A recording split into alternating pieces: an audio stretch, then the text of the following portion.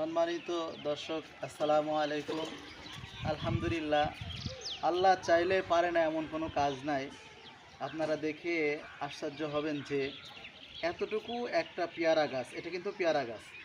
তো এতটুকু একটা পেয়ারা গাছ এখনও পর্যন্ত কিন্তু এক হাত লম্বাও হয় না। এই যে দেখেন, হয়তো নিচের থেকে ধরলে হয়তো এক হাতের এই ডালটা হয়তো একটু এক হাতে একটু বেশি হতে পারে, কিন্তু এটা নিচের উচ্চতা দেখেন এখনও হাফ হাত মতন আছে।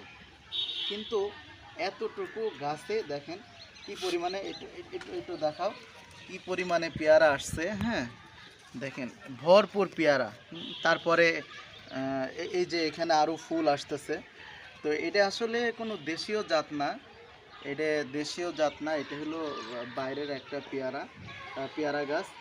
আমরা আসলে এই গাছটা নিয়ে আসছিলাম, কিন্তু আমরা এতটুকু আশাবাদী ছিলাম না যে এতটুকু গাছে আলহামদুলিল্লাহ আল্লাহ তাআলা এরকমভাবে মানে ফল দিয়ে নিয়ামত দিয়ে ভরপুর করে দিবে। আলহামদুলিল্লাহ দেখেন কতটুকু টপের সাইজটা। হ্যাঁ, কতটুকু এই এই টপটার সাইজ আপনার 10 ইঞ্চি আর কি। 10 ইঞ্চি টপের মধ্যে মাটি কতটুকু ধরে, এতটুকু মাটি দিয়ে একটা পেয়ারা গাছ মানে লাগানোর পর দেখেন কি পরিমাণে আলহামদুলিল্লাহ মানে ফলন আসছে। এটা আসলে এটার পরিচর্যা আমি সেরকম কোনো কিছু করি না।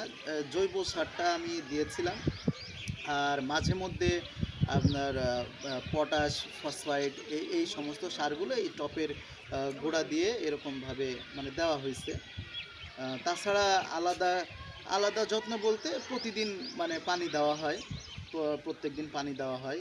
আর পেয়ারা গাছ তো আবার বেশি ভিজিয়ে রাখা যায় না, এটা হালকা মানে মাটিগুলো একটু জন্য ভিজে ভিজে থাকে, সেরকমভাবে পানি দেওয়া হয়।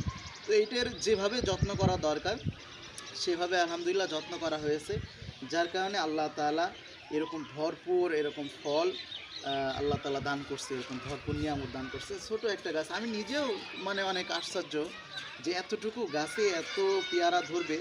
আর কিছু কিছু পেয়ারা অবশ্য ঝরে গিয়েছে, মানে পেয়ারা আরও অনেক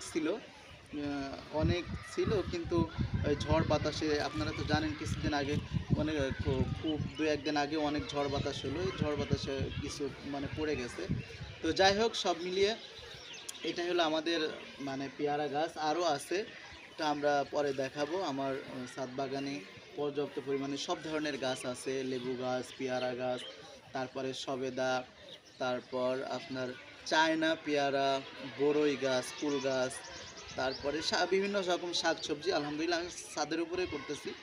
আল্লাহ তাআলা অশেষ মেহেরবানিতে আলহামদুলিল্লাহ বেশ ভালো মানে ফলন হচ্ছে বা ভালো একটা আমি ফলাফল পাচ্ছি।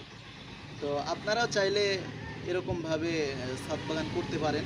হ্যাঁ, ছাদ বাগান করতে পারেন। এতে দেখবেন যে বিকালবেলা আপনার যখন মনটা একটু খারাপ, এই ছাদ বাগানে যখন আসবেন, একটু ঘোরাফেরা করবেন বাগানের মধ্যে, দেখবেন যে মনের মধ্যে একটা মানে অন্যরকম একটা শান্তি ফিল করতে পারবেন। তো এই জন্য আমি সাজেস্ট করব সকলকে যে যাদের বাসায় ছাদ আছে, বাড়িতে ছাদ আছে, ছাদের উপর এরকম গাছগাছালিগুলো লাগাতে, যাতে আপনি আপনার মানে মন খারাপের সময়গুলো আপনি ছাদ বাগানে একটু সময় লাগিয়ে যেন মনটা যেন ভালো করতে পারেন। এই যে দেখাও এই ছাদ বাগান, আরও অন্যান্য গাছগুলো দেখাও। এই যে এখানে আমাদের লাউ গাছ আছে, এই যে লেবু গাছ, ওই যে আরও বিভিন্ন জাতের পেয়ারা গাছ আছে। হ্যাঁ, তারপরে এই যে পুঁই শাক, বিভিন্ন ফুল গাছ আছে, শাক সবজি আছে ইত্যাদি আর কি। যাই হোক, আজকের ভিডিও এই পর্যন্তই। সকলে ভালো থাকবেন। আসসালামু আলাইকুম।